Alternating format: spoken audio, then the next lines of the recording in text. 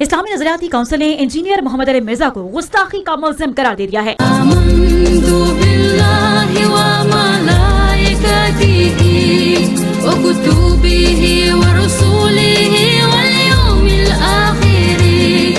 وہ مرزا جیل میں، جس کو میں جہنمی کہتا ہوں، 295C کے تحت اس پر FIR درج کی جائے اور اس کو سزائے موت دی جائے۔ کیا آپ سب کو یہ بات منظور ہے؟ اگر 100 بار بھی اس پر 295C کی FIR کاٹ کر اسے سزا دی جائے پھر بھی تھوڑی ہے۔ گستاخ نبی کی ایک سزا، سرتن سے جدا، سرتن سے جدا، گستاخ نبی کی ایک سزا، سرتن سے جدا، سرتن سے جدا، گستاخ نبی کی ایک سزا، سرتن سے جدا، سرتن سے جدا۔ اور میں نے آج اس کے خلاف فتویٰ صادر کیا ہے۔ اس نے رسول اکرم صلی اللہ علیہ وسلم کے بارے میں ایک ایسا لفظ بولا، وہ زبان پہ لانے سے رونگٹے کھڑے ہو جاتے ہیں۔ وہ لفظ 100% توہین رسالت پر مشتمل ہے، اور وہ لفظ جو اپنی زبان سے سرکار کے بارے میں بولے کافر بھی ہو جاتا ہے، مرتد بھی ہو جاتا ہے، اور پھر اپنی ایک مسئلے کی دلیل کے طور پر اپنے طرف سے پیش کر رہا تھا۔ جبکہ کرسچن جو ان کا جواب آیا کہ ہمارا تو کوئی ایسا مذہب نہیں کہ ہم یہ لفظ اللہ کے رسول حضرت محمد مصطفیٰ صلی اللہ علیہ وسلم کے لیے بولے۔ اور پھر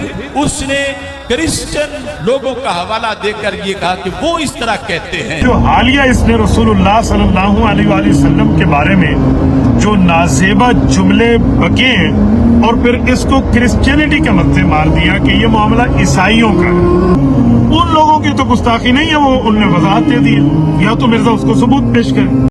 ثبوت حاضر ہے۔ ایک سورس ہے ویکیپیڈیا کا، Muhammad and the Bible Wikipedia, Muhammad and the Bible Wikipedia, اور دوسرا سورس ہے نیچے اس کے کیمبرج یونیورسٹی والا۔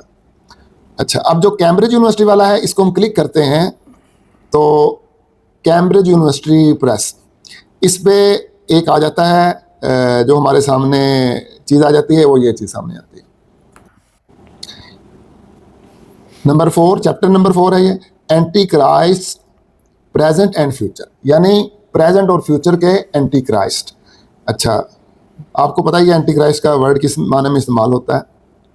اچھا، اس کے بعد اس نے کیا کیا ہے، وہ جو چیپٹر نمبر 4 ہے اینٹی کرائسٹ والا، اس کی اس نے سمری یہ لکھ کے دے دی ہے مجھے، دے دی ہے، اور اس نے کہا کہ this chapter begins with an account of the depiction of Muhammad صلی اللہ علیہ وسلم دا پرافٹ۔ آگے اس نے وہی استعمال کیا، وہ ساری عبارت اس نے مجھے لکھ کے دے دی ہے۔ اچھا، میں اس طرح کرتا ہوں کہ میں یہ ساری عبارت کو کاپی کرتا ہوں، میں لے جاتا ہوں چیٹ جی پی ٹی پہ، تو میں چیٹ جی پی ٹی پہ جا کے یہ عبارت کاپی پیسٹ کرتا ہوں، یہ جو سمری ہے اس باب کی، اور یہ میں کہتا ہوں یہ اقتباس، یہ سمری کس کتاب کی ہے یہ مجھے ذرا بتاؤ۔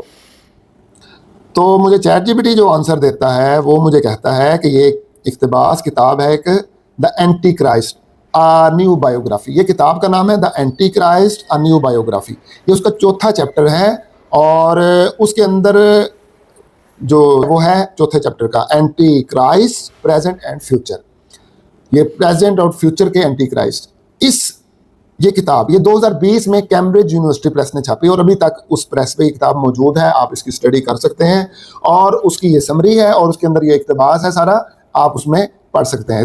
اب اقتباس کیا ہے، یہ سارا اقتباس لکھا ہوا ہے، یہ آپ کو اسکرین پہ بھی ملے گا، اقتباس اس طرح لکھا ہوا، یہ لکھا ہوا ہے اس باب میں صلیبی جنگوں کے دوران، آگے وہی ورڈ استعمال کیا ہے۔ میں اب خود بھی ڈر رہا ہوں کیونکہ ادھر الفاظ استعمال کرنے پہ فتوے لگتے ہیں، اور نقل کفر کفر نہ باشد۔ اب میں صلیبی جنگوں کے دوران پیغمبر محمد صلی اللہ تعالیٰ علیہ وسلم کو dash dash dash dash dash کے طور پر پیش کرنے کا ذکر کیا گیا ہے، جو مسلم اسپین میں شروع ہوا۔ یعنی وہ یہ کہہ رہے ہیں کہ جب صلیبی جنگیں شروع ہوئیں تو وہاں پہ جو کرسچین اسکالر تھے انہوں نے نبی کریم صلی اللہ تعالیٰ علیہ وسلم کو اس طریقے سے پیش کیا، ٹھیک ہے۔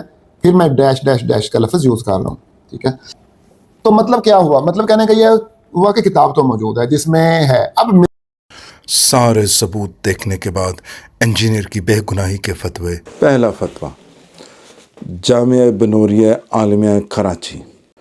دوسرا فتویٰ جاوید احمد غامدی۔ تیسرا فتویٰ Ghamidi centre of Islamic learning Hasan Ilyas.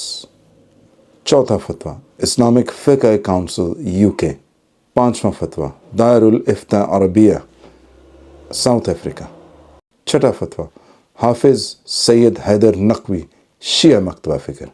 7वां फतवा अल्लामा मोहम्मद अमीन शहीदी शिया मकतबा फ़िक्र। 8वां फतवा मुफ्ती अब्दुल बाकी। 9वां फतवा मुफ्ती तारिक मसूद कराची। 10वां 11वां जामिया मस्जिद उस्मानिया व मदरसा उस्मानिया सौतुल कुरान रावलपिंडी सैयद मोहम्मद अली गिलानी। अब आपके सामने मैं 2 आयात रखने लगा हूँ कुरान से जिसमें किसी का हवाला कुफर दिया गया है। सूरह नंबर 13 आयत नंबर 43। जिन लोगों ने कुफर अपना लिया है वो कहते हैं कि तुम पैगंबर नहीं हो। आपने देखा कि इसमें किसी का हवाला दे के कहा गया है कि तुम पैगंबर नहीं हो, हालांकि हम तो आप सल्लल्लाहु अलैहि वसल्लम को आखिरी पैगंबर मानते हैं।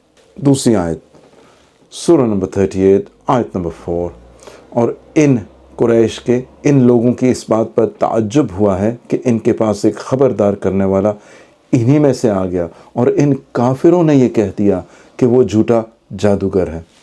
नऊज़ु बिल्लाह, आप सल्लल्लाहु अलैहि वसल्लम अल्लाह के सच्चे पैगंबर हैं। मगर अब ये जो 295C वाला मामला हुआ है, हम लोग तो कुरान की आयत का तर्जमा करने से भी डरने लगे हैं, क्योंकि इसमें किसी का हवाला है, कुफार का हवाला है कि काफिरों के हवाले से कोई बात की गई है। तो हम अगर इन आयत का तर्जमा भी करें तो अब हम डरना शुरू हो गए कि हम पे 295C लग जाएगी। रही बात इस्लामी नज़रियाती काउंसिल के फतवे की, तो जैसे मामला पहले से तय थे, आप सुन लें इस क्लिप के बाद आपको फैसला कर लें कि इसमें क्या दूध का दूध और पानी का पानी इसमें आपको नजर आ जाएगा। इस्लामी नजरियाती काउंसिल ने भी इसको अपलोड कर दिया और उन्होंने लिख दिया। मैं कहता हूँ कमाल पा देती है यार, कमाल। सलाम है इस्लामी नजरियाती काउंसिल के मेंबरान, जितने हजरात आज वहां बैठे थे। मौलाना राग़िब नईमी साहब बैठे थे, उसमें हजरत मौलाना हाफिज मोहम्मद अमजद साहब बैठे थे फैसलाबाद से। वो उस दिन भी मुझे फरमा रहे थे वहां खत्म नबूवत कॉन्फ्रेंस थी अल-फतह ग्राउंड फैसलाबाद में कि मुफ्ती साहब असी वड्डे मिर्जे लई भी एक कहते, छोटे मिर्जे लई भी एक कहते। वो ये डॉक्टर आसिफ अशरफ जलाली ही के मकतबा फ़िक्र के हैं वो ज़्यादा, और इन्हीं की पार्टी हैं वो, और इनका तो काम ही यही है कि किसी तरह झूठा फतवा लगा के और इंजीनियर अली को फांसी दी जाए। अब मामला अदालत में है और अदालत में इनकी पार्टी नहीं है, ये बरेलवी पार्टी नहीं है, वहाँ तो इंसाफ करने वाले नॉर्मल लोग हैं। तो मुझे 100% उम्मीद है कि वहाँ पे इंसाफ फराहम किया जाएगा इंशाअल्लाह, और फ़ैसला इंशाअल्लाह इंजीनियर अली मिर्ज़ा के हक़ में आएगा।